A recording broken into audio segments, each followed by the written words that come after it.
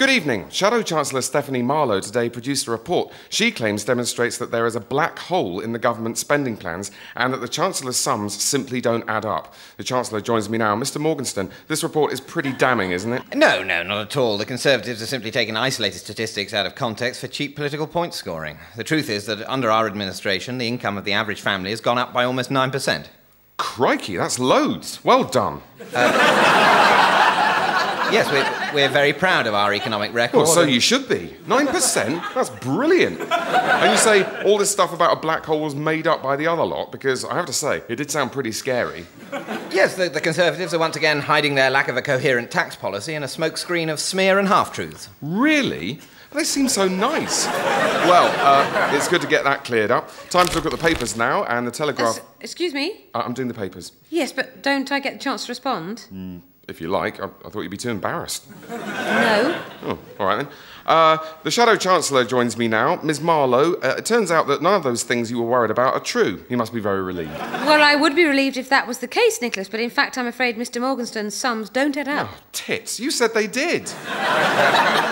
Yes, they do. Oh, come on. Either they add up or they don't. I can assure you I have already studied the Chancellor's figures carefully, and he has a gaping black hole in his budget, which he can only fill with yet more of his stealth taxes. Stealth taxes? That sounds awful. No. Whereas this party would cut taxes across the board in our very first budget. Hooray! Which means more money in your pocket. Oh, super duper. I'm going to spend mine on a motorbike. Chancellor, do you want one? I'm afraid it's not as simple as that, Nick. Oh, isn't it? No, you see, the Tories would fund these tax bribes by slashing funding for hospitals and schools. What, schools and hospitals? But my kids go to school. You bastard! You're prepared to sacrifice my kids so that everyone can have a motorbike? No, not at all. Mr Morgenstern is just indulging in typical New Labour scaremongering. Are you? No. He says he's not. Well, he is. Oh, what's going on?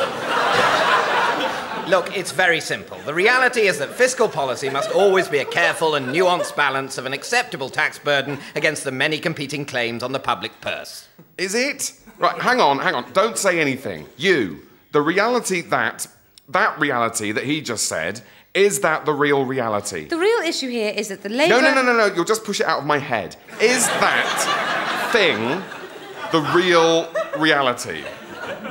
Broadly speaking, yes. Right, we've got somewhere. So we all agree that the real reality is that thing about being nuanced.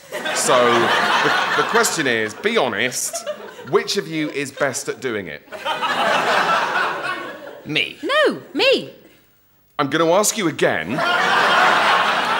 Which of you's the best? I am. Honestly now. Okay, she is.